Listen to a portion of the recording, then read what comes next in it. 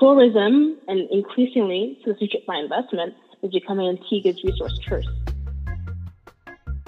Hello, podcast listeners, and welcome back to Grassroots Radio.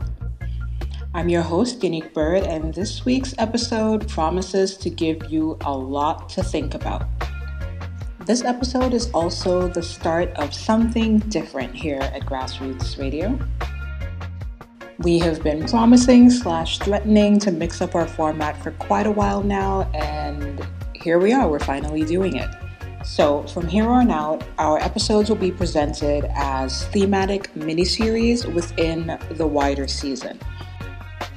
And we are diving right into the deep end, right at the beginning, with our miniseries on sustainable development, which starts with this very episode, featuring Georgeann Ryan, who is an economist in training at Columbia University in the US. Next week, to continue the series, we will be featuring Julio Camacho, who is a marine biologist. And then finally, in week 3, we'll be rounding out the series with an interview with Colin Jenkins, who is an architect and project manager certified in green design principles.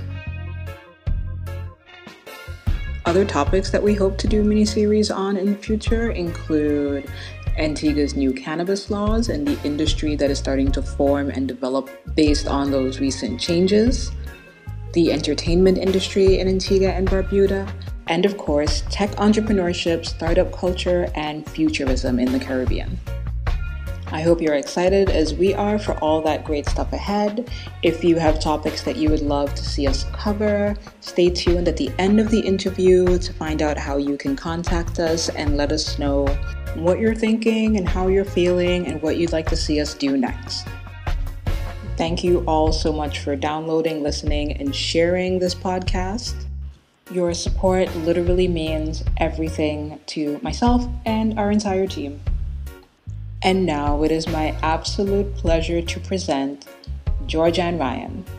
And as usual, I will let her tell you who she is.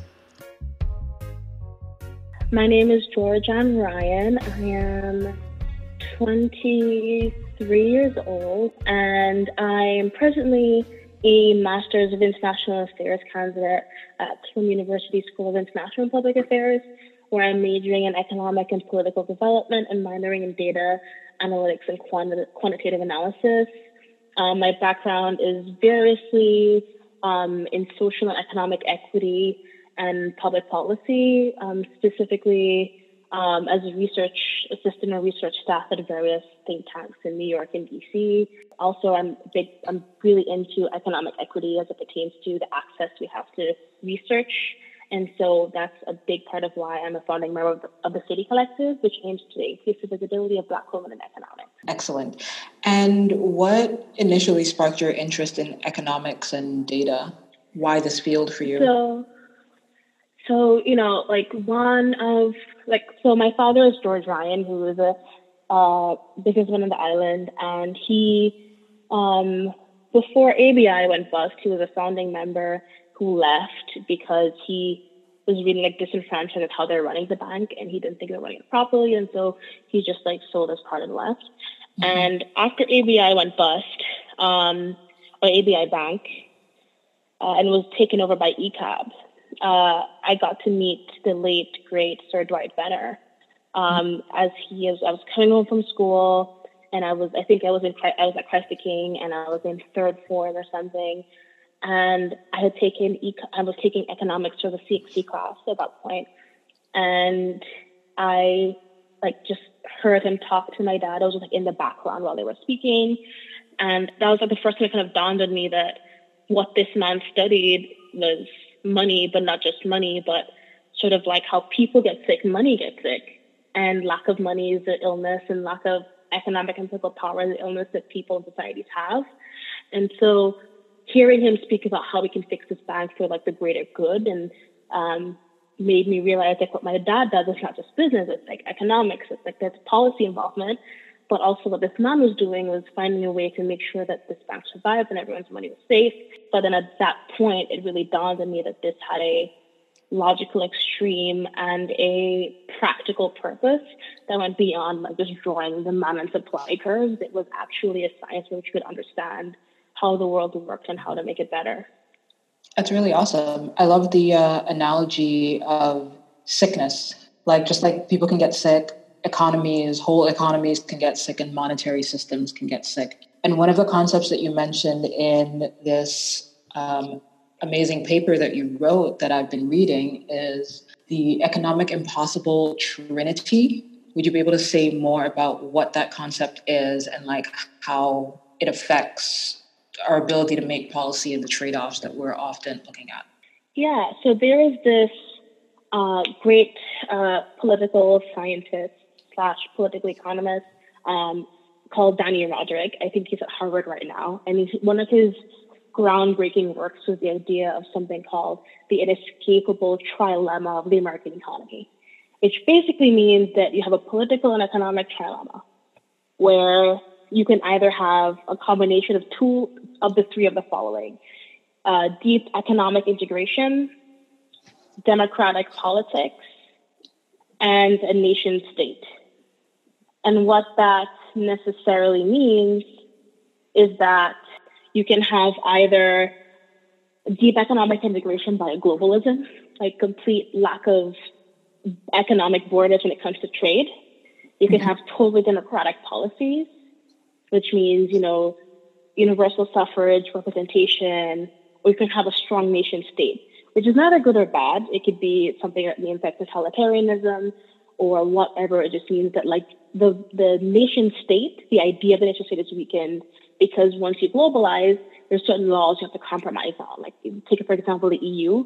Once you become a member of the EU, you have to take EU standards for certain things over vis-a-vis your like domestic standards.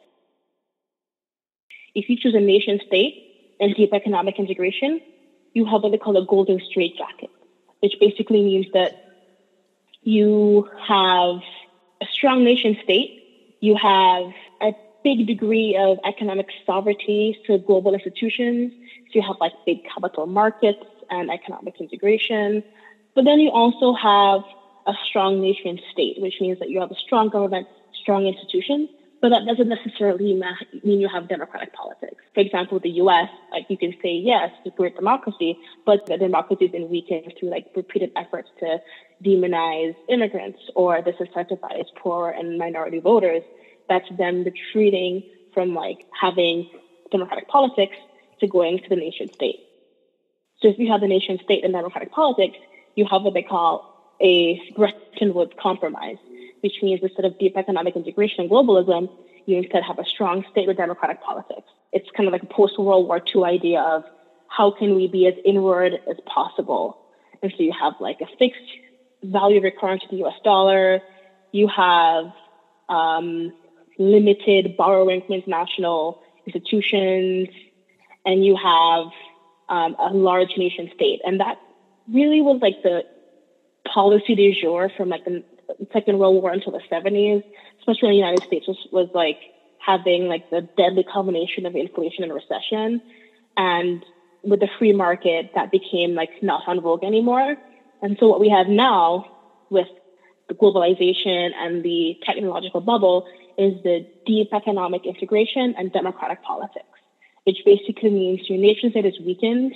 You forego a lot of your local domestic laws and in lieu of national laws that are set by a global body. So the World Trade Organization, the UN, trade agreements like the EU, and to some extent CARICOM. You don't have like a strong nation state. You have free movement of people, free movement of goods and services, but you have deep economic integration and all of the benefits that holds, and democratic politics.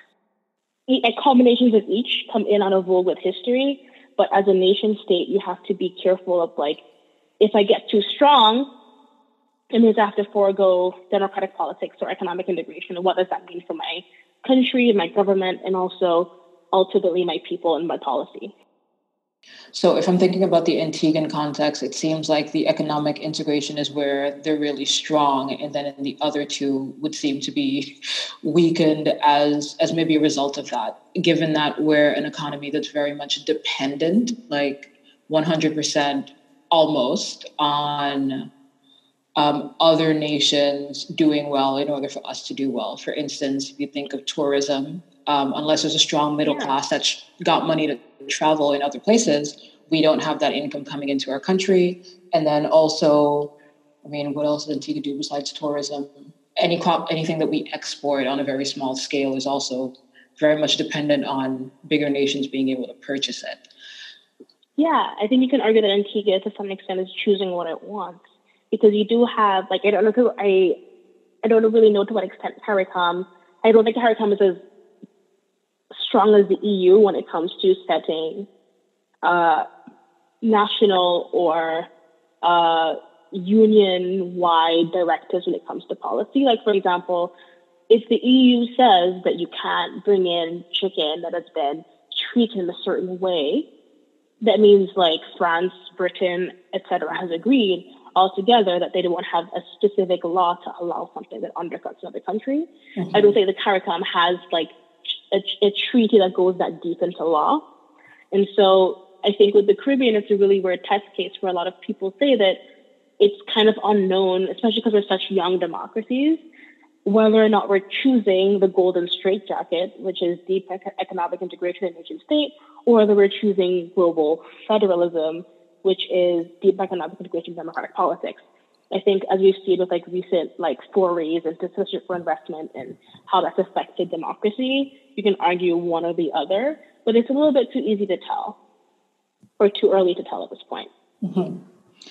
And so the growing influence of China in the area, does that immediately strike you as pushing us more in one direction or another on that particular front? So there's like this great book by this economist called Richard Bernal. He's a Jamaican economist. And it's basically called The Dragon in the Caribbean. It's a few years old now. Mm-hmm. It'd be interesting to see, like my thesis at Columbia is actually an effort to update a lot of his work. And he is not an economist in the empirical sense. He's more of like a international relations and theorist. And so I'm also adding empirical quantitative analysis to his thesis. But in his book, he does detail the relationship between Caribbean and China and has a lot of insight as to how it's evolved over the past 30 years. I think his book stops around 2015 or 2014. But China is a country that does devalue democratic politics in exchange for having deep economic integration, especially in the last 20 years, and a strong nation state. And so they're like kind of like the classic example of a golden straitjacket.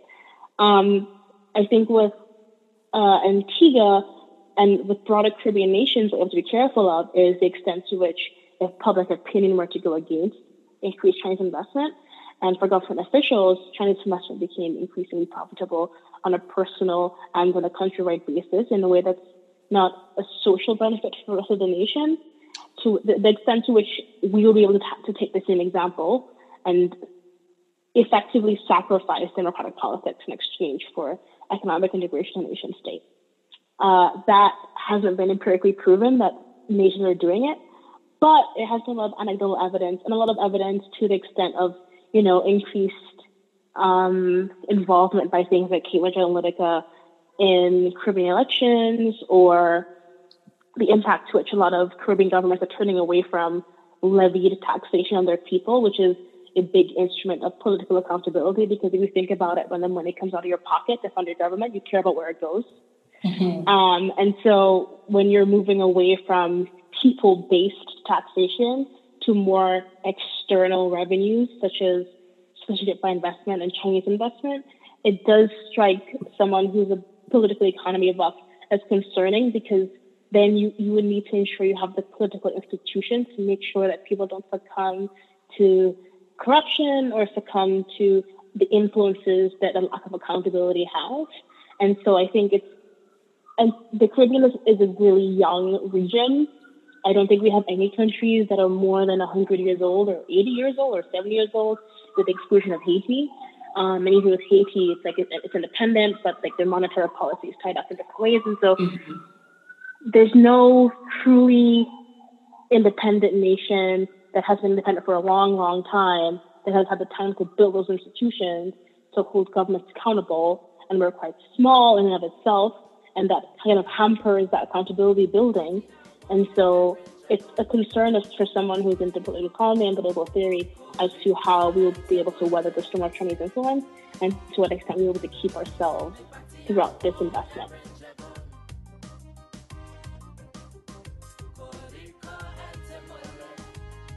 And I mean, you're talking about the impact that could have on our democratic processes in terms of the money coming in from the outside and influencing how politicians make their decisions.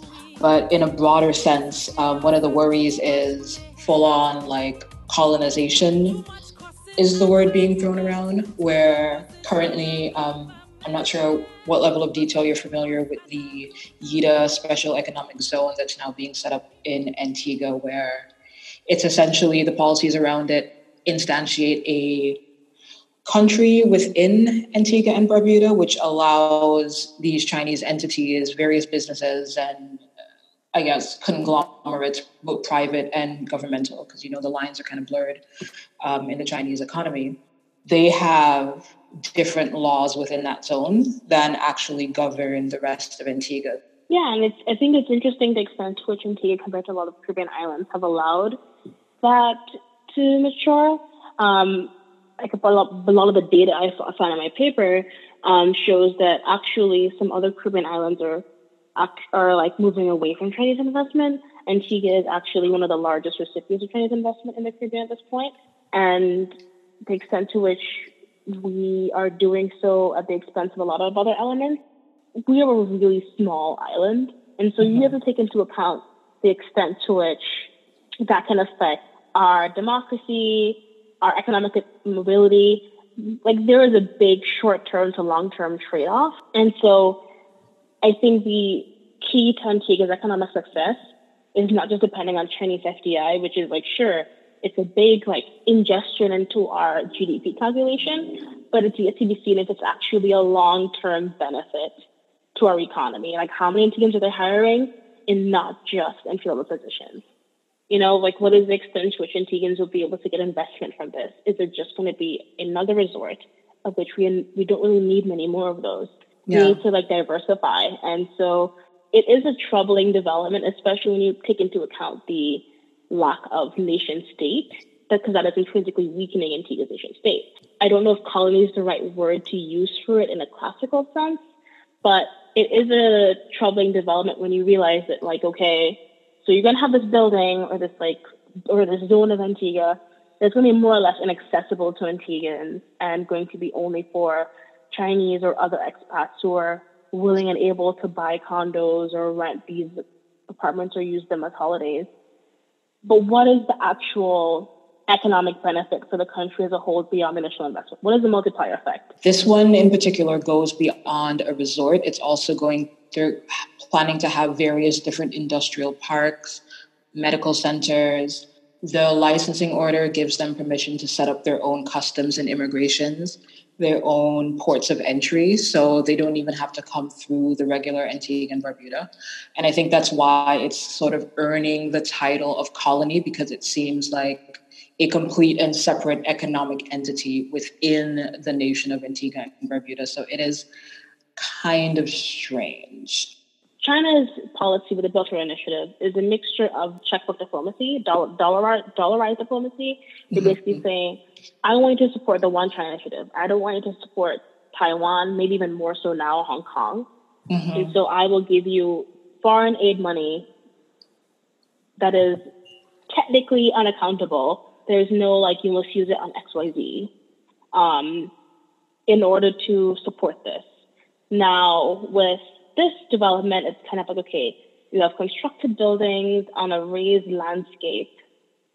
It's like a gargantuan development. You have you're like sacrificing this ecologically pure land. And then there's like offshore wealth management extents, and you have like a university, hospital, school, bank.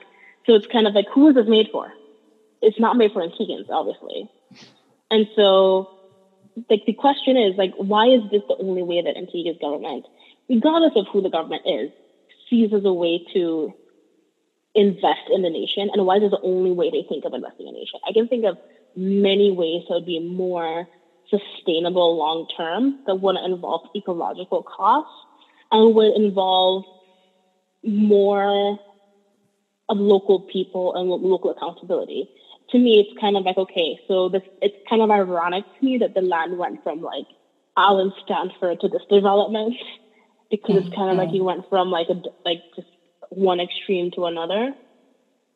But it's sort of like, okay, so you have a marine protected area, all of this being built, but it's like you're not weighing up the environmental harm or the economic fallout. And then you also have, okay, enormous employment and economic opportunities. If the Antiguan companies that would be involved in this development are being heavily regulated, what is the guarantee? Is there a quota system that you say you have to have X percentage of Antiguan businesses in this agreement? Is there like a system that says you have to have X percentage of Antiguan builders? Is there a thing that says, okay, you have this manufacturing base, but while you manufacture, what percentage of what you're manufacturing is going to include Antiguan raw materials? We don't really know. Yeah, there actually is no policy dictating like the businesses that will exist in the future within the zone, but the zone itself, part of the policy is that there is no stipulation on how much Antiguan labor has to be involved in the project. So that's clearly just like, oh, the government is not going to interfere in how you hire and who you hire. And on top of that, they have extra permission to bring in whoever they need to from outside. So that those are actually like parts of the policy. Like the thing is, like, there's a huge difference between economic development and just building a skyscraper and saying, look at this shiny thing, you know? Yeah. Economic development is not a sexy business. It involves strategic investments in the people, in education, in businesses. I would love to see the infrastructure there to have people able to have loans without collateral being needed, so people that don't have family with land can get loans, like some kind of credit score system that goes not to the extent that the U.S. one does, but a lot of like banks in Antigua are hesitant to give loans for businesses because there's not that infrastructure there. You know, why don't we have, like, even Little Montserrat has, like, if you want to mail something to someone's house, you have like this number on this street and this postcode.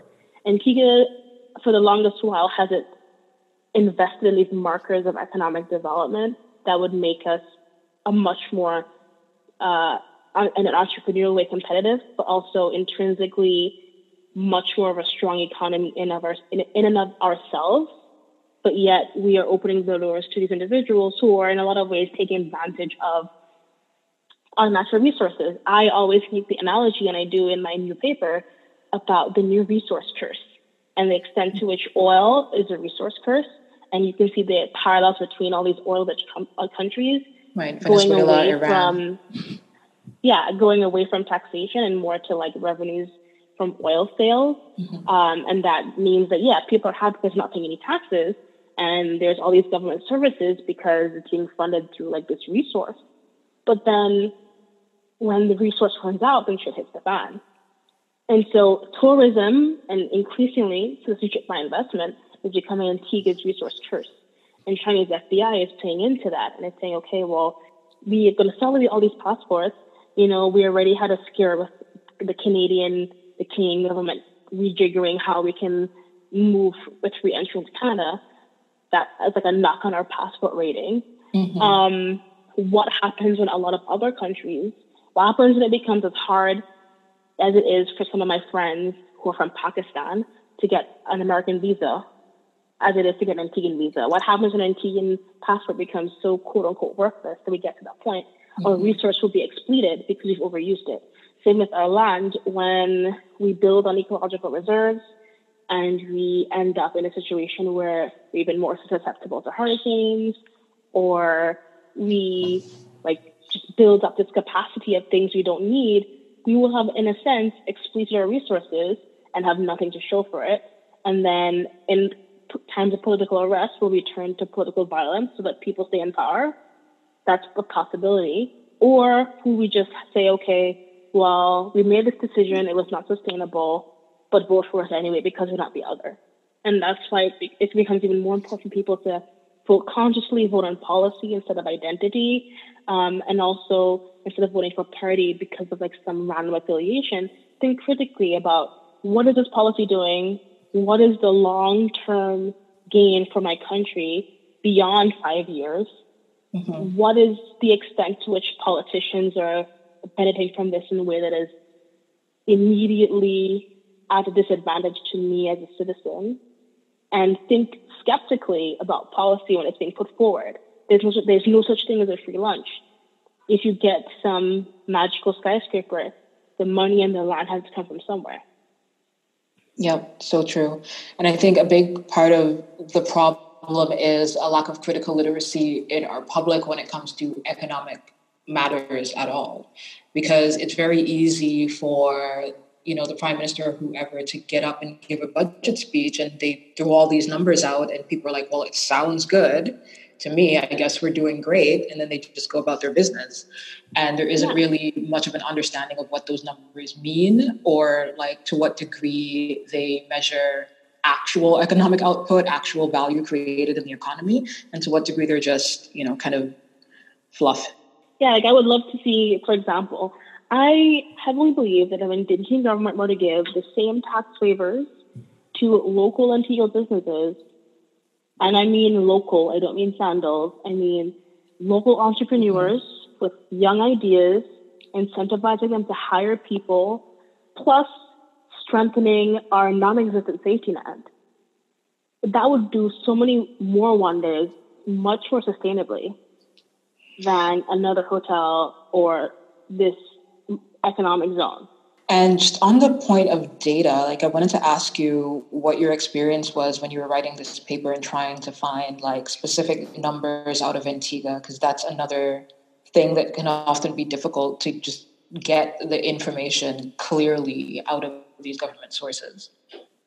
So I've written different iterations of this paper over the years, and each time I've run into a stalemate when it comes to finding data from Antigua. I've found more data on Antiguan FDI inflows literally from the Chinese Statistical Handbook, by which I've had friends of mine who are Chinese read and get the data for me than I have from the Antiguan government. And what kind of data were you specifically looking for, and like what would be the institutions that would normally house that data? So when you look at things like World Economic Indicators, like FDI, so like the Chinese Statistical Handbook actually has like all the FDI that Antigua has been getting from China going back to like 1998 on their website. Things like Antigua's unemployment rate, like unemployment data for Antigua is hard to find. Yes, very much so. You don't really know how it's calculated. You don't know. It's like pretty much done with every census, to be honest. I've actually called the statistics office and they've just said like, this is a number we have. It's like 5 years old. That's what we have to do with it. And it's like, how are we as a country going to make evidence-based policy solutions if we don't have the evidence? And in a lot of ways, you can say, maybe we don't have the expertise. I'm pretty sure we have people who went to college to do this stuff. They just don't get the jobs that do it when they get back. And to some extent, you can argue that governments, like both old and new, like the fact that people are in the dark because it holds them less accountable. Yeah. And so unemployment, I've just given up on trying to use unemployment data.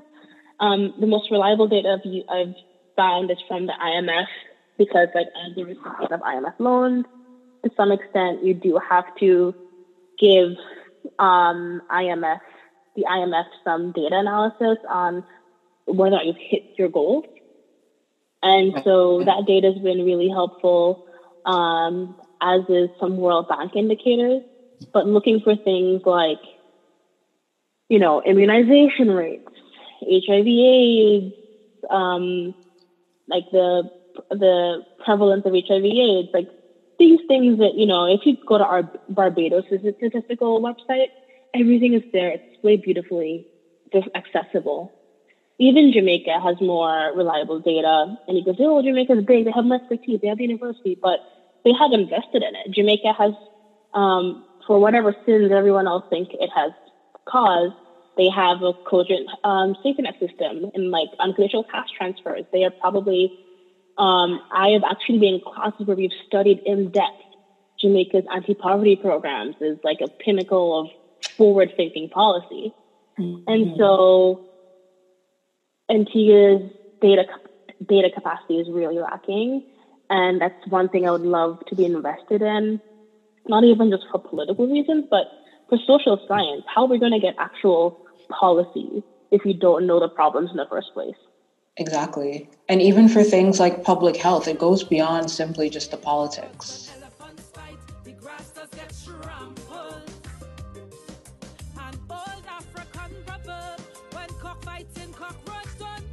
You also talked a bit about China's interest in the region in terms of agriculture, and it's one of the newer things that they're sort of investing in. So recently, I know they've given out a bunch of scholarships to various government workers. There's also, I think, another like 1,000-acre land deal where a lot of the government agricultural stations are now being turned over to Chinese interests to run and experiment, and also ostensibly to teach the Antiguan public more about various growing techniques.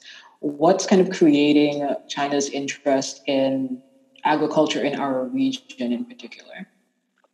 Well, like China is a growing country, population-wise and economic-wise. It's an increasing middle class and upper class, and with that becomes more demands. I think their agricultural investments have been more apparent in countries like Brazil and Africa, just due to their share, like in regions in Africa, due to just their sheer land mass. But Antigua is unique, and other small community countries are unique in the sense that, like, you do have, things like our pineapple, which is seen as like a delicacy internationally, and can be seen as something that is like a delicacy in China, and it's just good to make sure that there's a steady supply of these kind of things that their people can shop. But it's also it can be both that, and then also the political and diplomatic piece. The foreign agricultural investment that China does in other countries, the Latin American Caribbean piece is still quite small. The vast majority of it is in Asia. The vast majority of it, of what's left, is actually in Europe, in Eastern Europe, and then some in broader sort of like Africa and Oceania.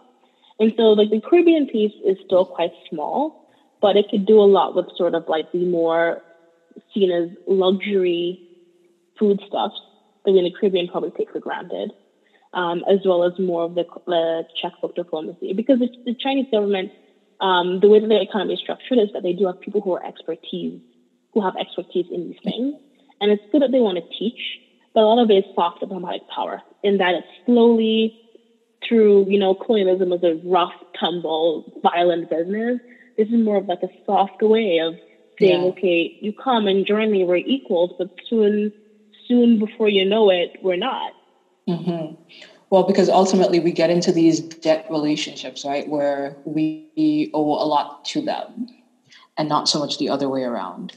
Yeah, like our exports to China are still minuscule compared to what they could be. And I mean, it's because our bandwidth for providing exports is so little.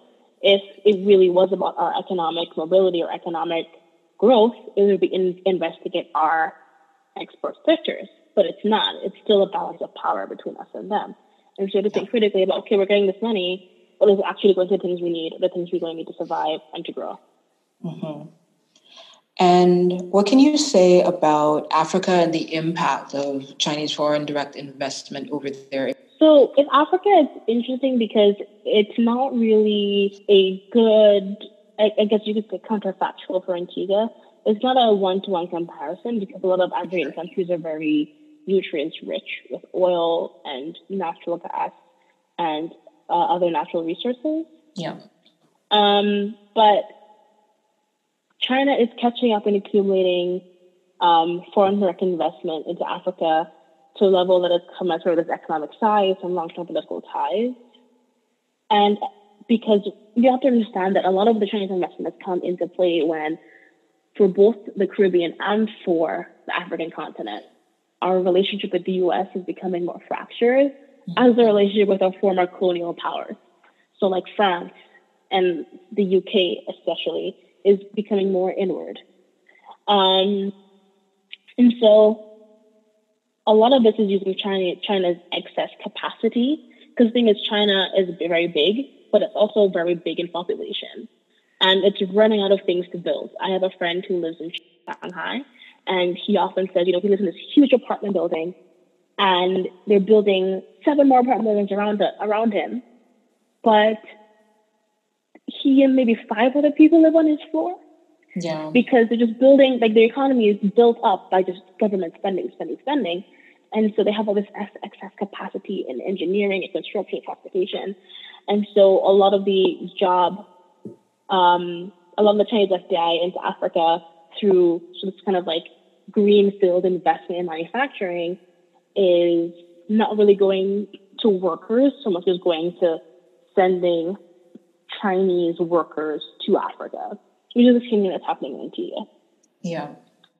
And it's actually, like the research actually says it's creating fewer jobs per unit of investment on average than if it was a local investor. And so the FDI is welcome, but its nature will need to change to be sustainable and create more jobs. And it will need to move from focusing on investment in natural resources and infrastructure to manufacturing, which is more labor intensive. But the question is, will that labor come from the African continent or will it come from China? And that's the same thing we're looking for in Antigua. So a lot of the, I'm not like a huge reader of a lot of the data when it comes to Africa and Chinese investment, but some of the papers I have cited and have looked at it, there's actually been a lot of articles in the recent years by the Financial Times that said, you want to build these great things who are huge, but what is the real impact? Like a lot of the people who are coming to build in Africa are actually having fortunes much larger of what you would in China today, but the same benefits not being given to African people. It's a complicated situation. Could you kind of walk us through what would be some of your big general recommendations, like if you had decision-making power within some of these issues, what would be your recommendations as to how Antigua and the region can better position themselves to benefit more from these foreign direct investments instead of sort of being more of a pawn in the situation or just a passive recipient of it and then not really taking the time to structure it properly in order to create benefit for the wider population? Well, firstly, to recognize that our bargaining power with China is quite split. Economic power to land mass to population, however you want to cut it. We're a small country. And until we as a Caribbean region stop with sort of like this inter-competitiveness and fighting and come as a unified voice, we will not be able to have any bargaining power against China.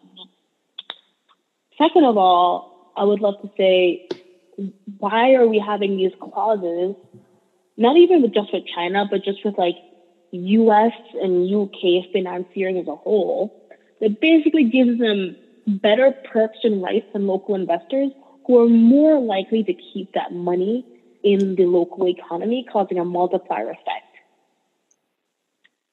Because there are many investors in Antigua who, sure, they're here, they create jobs, but if that like it was a local Antiguan businessman and he was paying people the same, government would immediately make a demon out of him. And so we need to like think clearly about the double standards we're giving to foreign investors who keep a lot of that money abroad, and local business people. I would then say, these clauses that we have in our contracts with China in particular, why is it that we're not telling them you have to hire more local Antiguans? Why is it that you're telling them, why don't you have expiration dates? You can have your workers here, but they have to go back to China unless they go through the same immigration system that we have Jamaicans, Chinese, everybody else go through.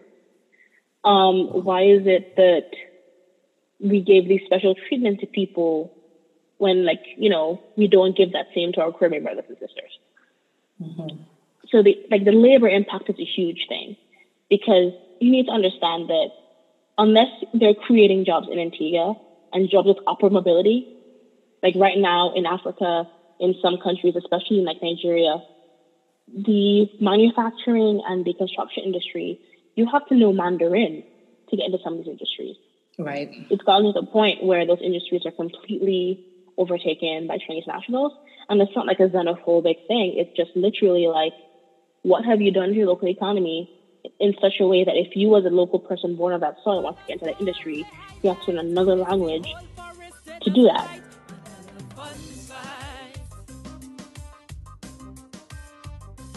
Yes, it's black hands who face the plight, cause we disappear from the sight. There is this idea I mentioned earlier, the lack of critical literacy around economics for the Antiguan public, and it's probably true for the rest of the region as well, where we have a couple of measures that we're all kind of dependent on. We know how much, like the growth rate of your economy, whether it's 3% or 7%. Recently in Antigua, there's been some controversy about what the actual number is, because the government's saying one thing and then the international statistics are saying a different thing.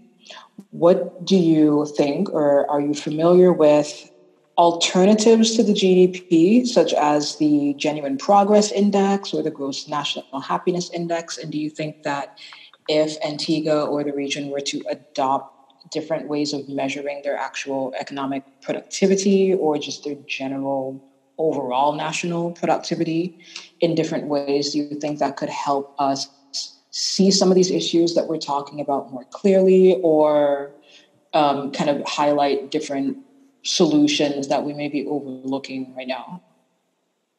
Yeah, so I would first say that the way the GDP is formulated, this is really easy to rig. So GDP is basically government spending plus consumption plus investment plus net exports on like on the simplest basis of aggregate demand. So what it basically is how much do you as a nation, devoid of controlling externalities, produce or consume? Right. It is a very simple measurement that doesn't take into account, for example, the ecological costs of such production, or things like inequality or social benefits. Is it probably the best indicator we have just based on its ubiquity and it's easiest to measure? Sure. But there are a lot of economists have actually been experimenting with ways to have sort of like a little asterisk on the GDP, basically saying like GDP in context of everything else. Right. So I'm thinking of the Gross Happiness Index and other things. I think a really good measure of economic prosperity is inequality. You know, inequality, there's actually a paper by this economist called Lawrence Summers where he basically outlines what are the things that, like when you look at the global financial crisis, you talk about a lost decade of economic growth. What are the things that make GDP grow or go down? And a big part of it is inequality. When you have an unequal society, people with the highest propensity to spend, i.e. the middle class and poor, don't have the money they need to spend to put forward the economy. A big part of it is also like you want something to take into account equality, but also global warming. If you have a GDP that's growing 10% a year, but then you are engaged in an industry that is ecologically destructive, awful, then it's great if you have a GDP of $10 million and you have like a scorched earth and no one to enjoy it. Then what does that signifier mean? It's just like rampant productivity, but no benefit. And so a lot of economists have been experimenting with ways to use GDP but have an asterisk that accounts for inequality, like GDP minus the inequality indicator, plus an externalities indicator to look at global warming. Maybe even accounting for things like social welfare, like you have a high GDP, but where does that money go? Are you like the US that funnels it into military spending? Or are you more kind of like a France or Canada that aims to increase your social safety net within reason to make sure that even the poorest among you have some sort of prosperity? There's actually a political theorist and economist from way back when. I actually forgot his name, but he had this idea of if like a good way to measure an economy's success is if you just had to be blindly dropped in this economy, would you like to do that? Like, for example, if you were in the US, there are pretty distinct disadvantages to being poor, Black, from a certain part of the country. And so to what extent would you like to hedge your bets, basically? Instead of judging in GDP, why don't we judge by the extent to which you'd be willing to be a random person dropped in this economy? Because that really tests you to see, okay, am I really treating the weakest and most vulnerable among us with enough respect that, like, is it like Scandinavia, where it's like, sure, I'm pretty sure being the most random person in Scandinavia, because of the robust healthcare and social welfare system, is better than having to take that chance in the US. Right. And those are like a lot of different ways that economists and theorists and philosophers have actually thought about looking at world economic progress, but in the context of things that matter on the day-to-day. Just while we're talking on that, I mean, you have made the decision to live outside of Antigua. Is that a permanent choice, or do you think that one day you might want to move back? I'm actually made the decision to move back to Antigua next year. I'm finishing my master's degree from Columbia. I'm basically doing the insane decision of doing 2 master's degrees at once, which is one that's a Master's of International Affairs and one that's a Master's of Arts in Quantitative Methods and Data Science. And so with that, I was thinking, okay, if I do want to go for PhD, I can do it at UE. It's not a big deal. But I am like really excited and planning towards coming back to the Caribbean towards the end of next year. That's amazing. I hope it goes really well.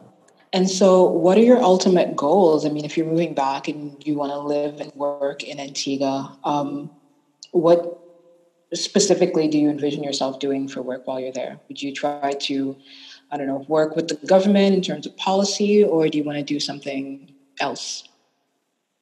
Yeah, so I've actually been thinking about this a lot in terms of how can I best catalyze all of my best work experience, my education, and the experiences I've had along the way. I've had an amazing career in the U.S., and that's kind of why I feel like ready enough to move away. Like I spent a year working with one of the co-founders of Facebook on anti-poverty policy, and also spent time at the Federal Reserve and time at Brookings Institution, which is like one of the best think tanks in the world, looking at policy and anti-poverty programs. And so I'm really excited to galvanize all of my past experiences into a entity that kind of marries a lot of what I want to do, namely government accountability, research, strategic venture capital investment, looking at ways in which I can inject funds into local entrepreneurs in a way that is not exploitative, and but also holding them accountable in a way that is profitable for themselves and sustainable for whatever entity I aim to begin. And so I'm really excited to explore that as a return to Antigua, and also look at the corporate social responsibility aspect. You know, if you have someone who has a hotel and they give you $100,000 for a football team, that's great. It's amazing. But is it really holding them accountable? Because, you know, like Jeff Bezos just gave $98 million to charity, but it's like, okay, I mean, he gave it to affordable housing policy, I think, in Seattle, which is where Amazon's getting a lot of flack for their lack of progressivity on that issue. But to Jeff Bezos, $100 million to Jeff Bezos is what $45 to someone making $50,000 US a year. Yeah, Amazon also That's pays actually taxes anywhere. Exactly. And so a lot of us have been bamboozled into thinking that philanthropy is a good substitute for accountable taxation. And so looking at how can we instill in companies and organizations a way to sort of like reshape themselves and be able to hire more Antiguans at not just the storefront level, but the managerial, give a way for us to have a blue collar to white collar pipeline, a way for us to give jobs to Antiguans who go away for school and are struggling to find jobs that pay them adequately, but also utilize their skills and expertise. I met, when I was in Antigua last time, I met a young man who saw my Colombia backpack and he said, I went to Colombia. I'm like, that's amazing. Are you traveling? He's like, no, I'm just working. He has a master's degree from Colombia's School of Urban Planning, and he's working in the airport in duty free. There's no shame in that, but it's like, you can use your skills. You know how much of Antigua needs a parking lot? Like, do you know how much of Antigua needs, do you know how much of Antigua needs actual zoning laws, looking at, you know, if they actually have someone like him, when the government is trying to do this thing with Booby Alley and helping to rezone it, someone like him who went to school for this is much better suited than someone who just has an idea for political aims. And so thinking critically about what I can do using whatever relative privilege I have to try to find corporate social responsibility, policy, and other solutions to help with the longevity of Antigua. Because I don't believe Antigua is a lost cause. A lot of my friends who decide to stay up here do. But I think it will just take a generation with new ideas, informed and applied and adapted from what they've learned and experienced abroad, but also an understanding that we do have that expertise back home. We do have the skills and the knowledge. We're just not utilizing them properly. And whether that be on purpose or by accident, it is an economic cost that we will bear for future if we don't rectify it. I don't know. Every time I hear the question, like, where is it coming from? Is it intentional or is it accidental? And I just can't help but thinking, like, it's intentional. That all this cannot have happened by accident. And on some level, there is a lack of political will to integrate, you know, the local Antiguans into the economy in any sort of meaningful way, because then they're going to start to see what's been the status quo for a long time as unacceptable. And then the people who have benefited and built their entire lives and their careers and their empires on that status quo are not very entertained by the idea that it could all just go away. For example, it's like my dad, Sir Georgeann Ryan, I always have this conversation with him every night. And I say, okay, I'm coming back home. And does that make me crazy? And he always says, you know, for him, he could have, you know, made his doubloons and skipped years ago. But he didn't. He just decided, okay, well, like every single business he has Antigua in its title. He's kind of like, I'm here and I'm going to stay. And I feel like for his passion for the country and belief that, you know, it could be the best place in the world if it tried. And I think that's where Antiguans have to come into play, because we can't keep, like, the definition of insanity is doing the same thing over and over again and expect a different result. We can't vote for the same people over and over and over again and be surprised when it doesn't change. We can't have young people who are in, like, Senate or in other offices who are giving us progressive ideas, saying, you know, why are we still arguing about whether or not the anti-burglary laws should stay? Like, it's a human right, and who cares? We as Antiguans have a lot to do and a lot of growing up to do when it comes to saying, okay, what are the petty arguments that the powers that be want us to have that keep us distracted and keep us complacent and keep us willing to accept the status quo just for lip service to other things? And what can we prioritize as a nation? I want to see more young people in office, more young people working in ministries at high levels who are qualified. I no longer want to see someone who's been working somewhere 50 years and has no experience other than working in that place tell someone who's been abroad, made their name, where oftentimes the standards are a bit higher, that they're a little child and to just do what they say to do. And I think that if we make those changes, which if more people come back from abroad, I think it's possible because we are a critical mass.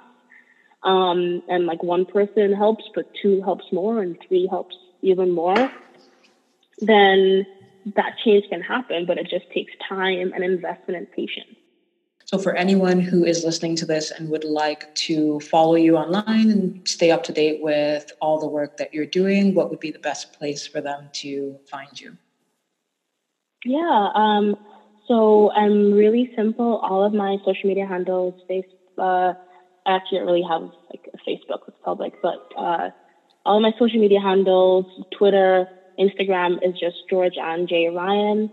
Just at Georgeann J. Ryan. You can follow the Sadie Collective's work at the Sadie Collective or at Sadie Collective.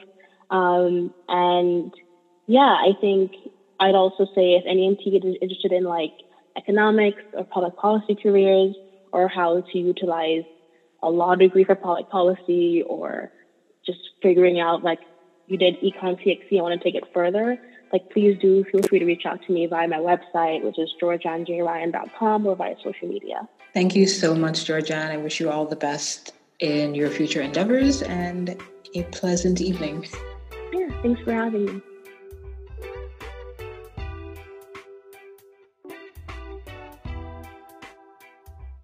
Thank you for listening to this episode of Grassroots Radio. If you enjoyed the conversation, show some love and help spread the word. You can do that by subscribing on Apple, Google, YouTube, Spotify, or wherever you get your podcasts. Already subscribed? Consider leaving a 5-star review. It helps other people find the show. If you have an idea for someone you want to see featured or a topic you want us to cover, let us know. DM us on Facebook, Twitter, and Instagram at grassrootsanu, or email us at thenewgrassroots@gmail.com. For more about NGR, visit us at thenewgrassroots.com. Until next time, this is Grassroots Radio.